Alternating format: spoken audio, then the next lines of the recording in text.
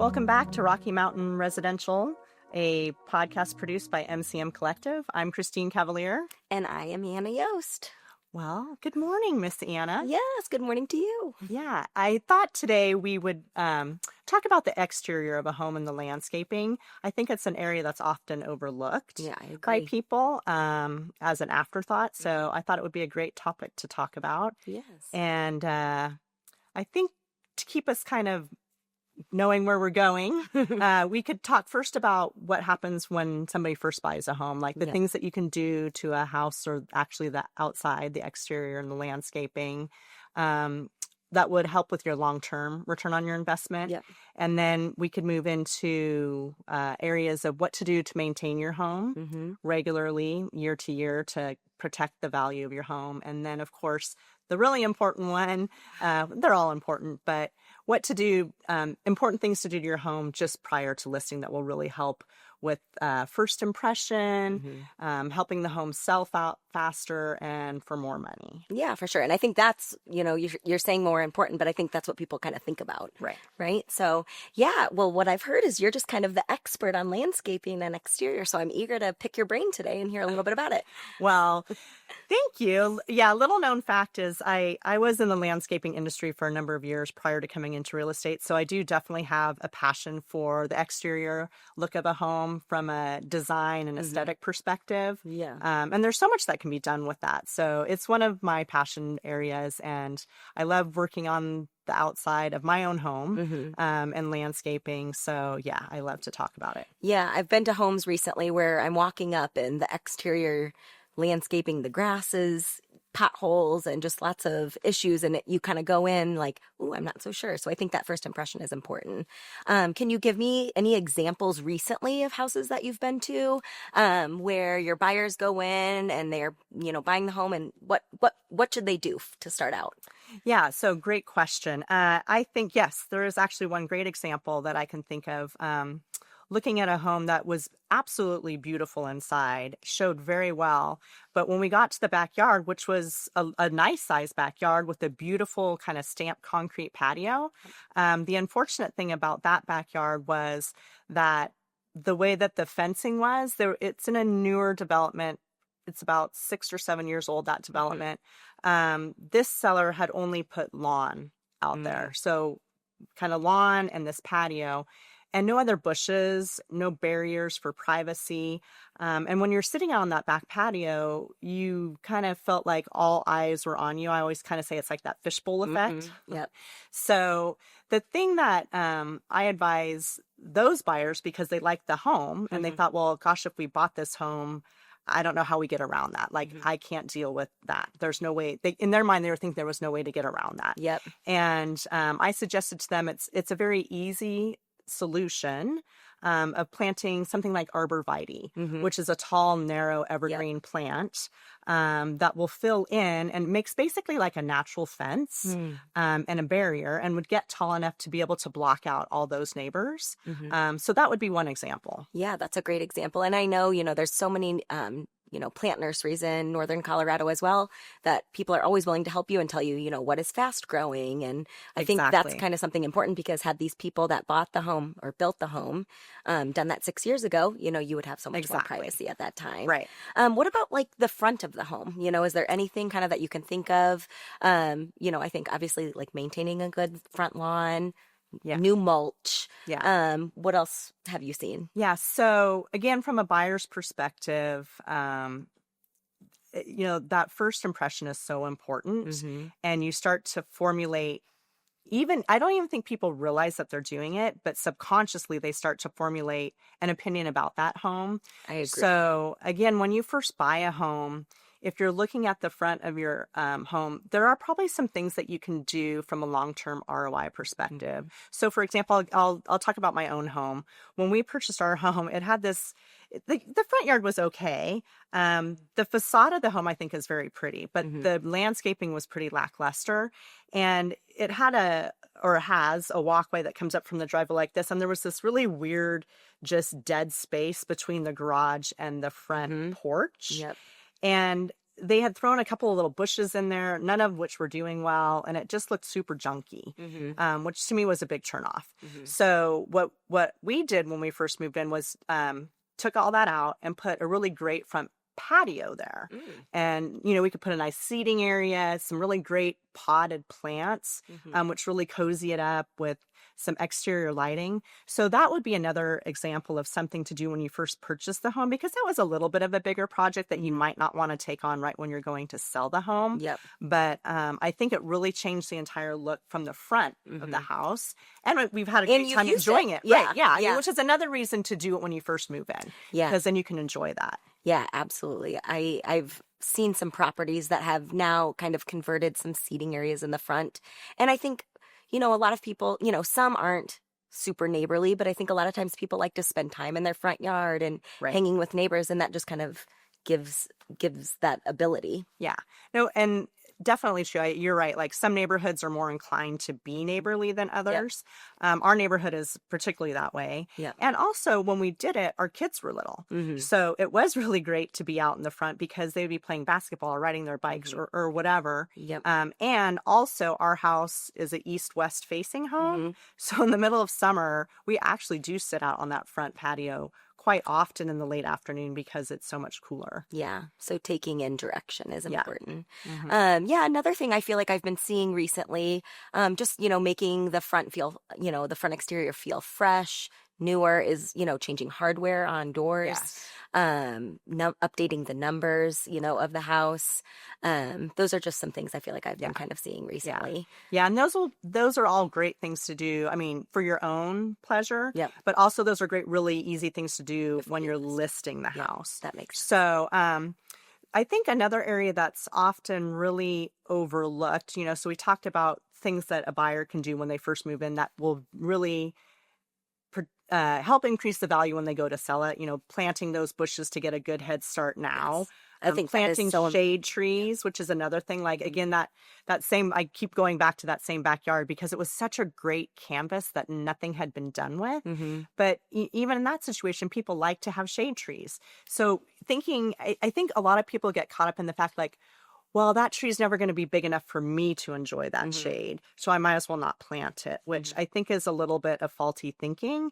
First of all, you never really know how long you're going to be in the home. Totally. Sometimes you think you're not going to be there that long, and you are. Or they're longer, and you think, darn, if I would have just planted that shade tree 10 years ago. Plus, again, it never hurts the value. It only helps increase the value of your home. Absolutely. So, and then again, like I said, the other thing that I think often gets overlooked is maintaining, right? So I think we often think about maintaining the inside of our home because we're inside it. Totally. Well, and there's seasonal things that you can do to kind of maintain, that you have to do every year. But I guess what would be some good examples of things that we should be maintaining just to help, with ROI or just other curb appeal ideas? Yeah, I think obviously, well, not obviously. It's obvious to me. Yeah. Because I have things obvious to right. It's me. Yeah. Maybe not obvious to everyone. And stucco homes, I think a lot of times people don't pay attention to how to maintain stucco properly. Stucco is meant to be a fairly maintenance-free product. However, in our dry climate with some settling dirt, we can get some minor cracks in the stucco. So really having a stucco person come out every few years, even a painter come out, there are things you can do with minor cracks to help prevent them from becoming major cracks later and causing problems. One, it's an eyesore. Two, it really does start to degrade the purpose of that stucco for an exterior cladding. That could be a big expense down the line. That could be a big expense down the line. So, doing things like caulking, caulking at the top, caulking at the bottom, making sure that the windows are caulked around. That's something that probably needs to be done every 3 to 5 years in our climate. And a lot of people don't think to do that. Another really big one I see on the exterior that I come across a lot is we do landscaping or some shifting of how we have things set in the grade to where the soil starts to get built up next to the home. And that's always a big issue, right? Yep. I So think that's big. And I think a lot of people also have patios or decks, and I think, keeping up with maintaining that and treating it is really important just with the big temperature swings that we see here and, can hopefully make that last longer and be something that you don't have to replace and be a big expense down the line. I have friends that bought a big patio or bought a house with a big deck on it, and yeah, it ended up being a huge expense for them post-closing because that just was not well yeah, maintained at all, right. you know? Yeah, and I think just being aware of where do you have landscape irrigation going. You don't want landscape irrigation up against your house. Just making sure that you have proper drainage around that is really important that I think people just don't think about Yeah. over time. And then I think another one, you talked about, lawns and maintaining your lawn. It's much easier to maintain the lawn throughout your home ownership than to try and all of a sudden fix it up at the very end when you're going to list it. Yep. So doing things like pre-emergent to prevent weeds from coming in, possibly, we have a lawn service come in and they put down a pre-emergent at the beginning of the year. They do weed and feed throughout the year. We get it aerated, all those sorts of things that you think, I don't really want to spend the money on that. But in the long term, it's much better than having to rip up a whole lawn and redo it. Absolutely. And what my husband and I have found helpful for exterior maintenance, lawn maintenance, things like that is just putting reminders in our phone or on our joint calendars. So we know like, hey, May 1st, we really need to do this. Or, it makes it so easy now that you can kind of set those reminders. And because it is, we all get really busy and, I'll do that later. And then it leaves your mind, right? Yeah, so I think just putting some reminders out there is important. Yeah. Okay, let's talk about, everyone, what they think about is, hey, we're getting ready to list. Oh my gosh, we need to get our property ready. How do we make it look really nice? Yeah. So the first thing I notice when I go to a home to get ready to list it is just that first impression. So what do I feel when I drive up to that home when I'm getting ready to go in and meet with the folks? And it's everything from what does the landscape look like? Is it fresh? Is it bright? Is it clean? Is it weed free? What do the hard surfaces look like? Again, are there cracks? Is there settling? What does the paint look like? And then really like, what does that front entry look like? The front door, the porch, as you mentioned, the street numbers, all those sorts of things. So it's really kind of getting that first impression, even though I know that those things can easily be fixed. And even if I go into the home and know that the inside of the home looks great, I still have in the back of my mind already like this ding on the home. So it is really important to do those things. Yeah, I think people drive by and can get a first impression. If they see something posted online or you're sending your clients a photo and if they drive by and it just kind of doesn't look, that really starts an impression in your head. Something that I think is important, we had some neighbors sell recently, is they went around and they power washed so many things. And I think that really is incredible to see. And that's something that's pretty quick and easy that you can get done. Obviously you were mentioning touch-up paint is important. What else? Even just replacing the front door. So there is there's some really great websites out there that talk about your actual return on investment. And one of those things is on a front door. The latest data says you get a 212% return on your investment for a front door. And front doors can cost anywhere from, on the low end, maybe $500, on the high end, a couple thousand. Really depends upon what type of home you have as to what you'd want to spend for that. But that front door is it's like the eye into the soul of the house almost, right? It's like the anchor, right? Really. So it really is important. Sometimes you can get away with just painting it, right? Maybe the door itself is a good architectural element for the home. Maybe you just need to paint it. Maybe, like you said, you need to power wash it. Maybe it needs to be completely replaced. So I also see that with garage doors. It's just garage door is another one. Interesting that you say that. That's another one that has a high return on investment, which I was kind of surprised by. The return on investment for a garage door is like 175%. Yeah, that's incredible. So, and again, garage doors can cost anywhere from about $3,000 up to maybe 10,000, depending again upon what type of architecture you're going for and what makes sense for your house. But yeah, so those two things alone make a huge first impression. Yeah. And sometimes you only need to paint them, which then, if you're only painting the garage door and the front door, you might only be spending a couple $100, right? But So you can get a great return. Yeah, definitely a great return. So, I have a great listing as an example. That's down in University Hills that we just listed and is under contract getting ready to sell. And it really was a very bland house when I drove up to it. Or one in a million, or not one in a million, right? It was just like everyone else. Yeah, it was just another house on the street, right? Yep. Nothing stood out about it. I knew it had a ton of potential. And my client was great, was willing to do the things that we recommended. But, when I first drove up to it, it was a plain brick house, no shutters. The front porch had some cracks in it. The dirt, like I said, was up against the foundation of the house. And what we did to that one, we painted all the brick, a really nice off-white color. Bought some shutters, had those installed and painted, sealed the crack in the foundation, pulled the dirt away, put some mulch down, weeded everything, pulled up the dead bushes, planted a few things. So all in all, that one cost, I'm trying to think, it was $2,000 for the paint. A couple $100 was all for the shutters. Wow, yeah. And then I think he probably paid the landscaper about $1,000. So for less than $4,000, completely changed the look of this home. And you even had neighbors comment on how nice. Yeah, it was. right. So, yeah. So we had neighbors that said, "Wow, like what you did was amazing. Like this house doesn't even look like the same house." Yeah. And we had on the very first day, I think like 11 to 12 showings.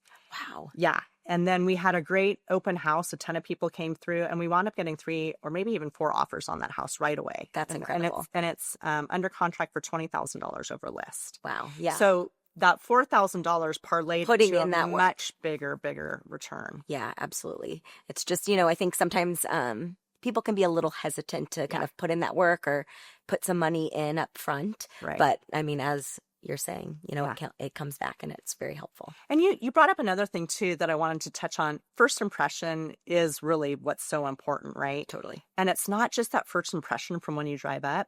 Now, because everybody's looking at everything online, and 95% of the time, the first photo of a house that you're going to see online is that front. That's a very good point. Right. Yeah. The front exterior, that first impression. So it's like a double whammy if the front of your house doesn't look great. I always know that if I see a picture on the internet and the first picture is not the front of the house, I know it doesn't have Gerber feel. I'm like, there's a reason why the agent put the kitchen as the front picture, right? Because the front of that house is not looking good. Exactly. So it really is super important to do that. Yeah, I completely agree. And I think, it's just one of those things that you can kind of just maintain, start early. I think those are just important things that will help continue down the line. Yeah, absolutely. And, it's funny too, like you said about the street numbers. I did that on a listing I just had last week too, is that we put, it had like these little rinky dink black kind of numbers crammed up against next to the front door. And we got those nice, bigger, modern numbers that were stainless steel. Another thing we haven't talked about is the lighting. Lighting is so inexpensive and so easy to update. So the light that I put on that house, I think the street numbers maybe cost $12. And the light, I got 2 of the same lights that were really cute in a 2-pack for $48. Yeah. So these things don't need to be, these things do not need to be expensive. Yeah. And it just makes such a difference in how that home shows. Yes, an absolute facelift. An absolute facelift. Under $100.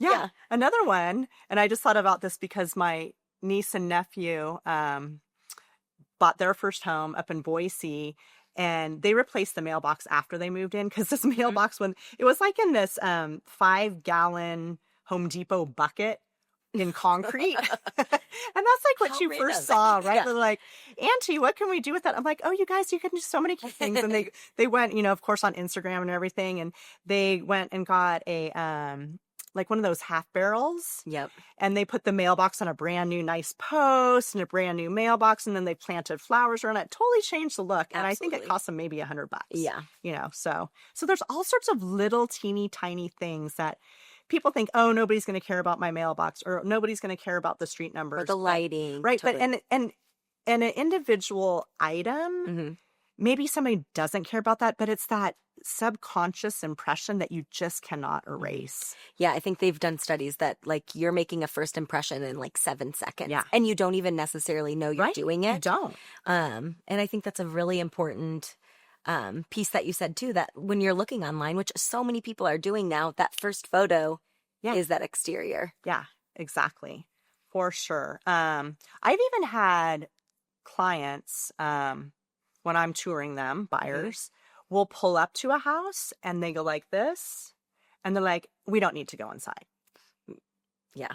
And they're thinking, you don't even know what the inside looks like. The inside might be amazing. Like, we could change this house. They're like, nope, I'm done. I know I don't need to go inside. Well, and I think an important thing to talk about too is buyers, like when they're coming to buy, a lot of them are, you know, especially first-time home buyers, not, you know, they're spending a lot of money up front. And so it's not necessarily something that they feel like they want to then put a ton of money, or may even have the ability to put a ton of money on huge fixes, right? And so I think if you can kind of make some of those little niches and little tweaks, that can automatically just change their first impression. Yeah, absolutely. And get them under contract so fast. Yeah, exactly. Exactly. Yeah. Well, this has been really a great chat. I've enjoyed chatting with you so much. You are just a wealth of knowledge. Well, thank you. Like I said, it's a passion of mine. Yes, so. I love it. I love it. And I can tell that you're very, very talented. So I appreciate you talking with me today. Yeah, thank you. And that's it for today. We'll see you next time.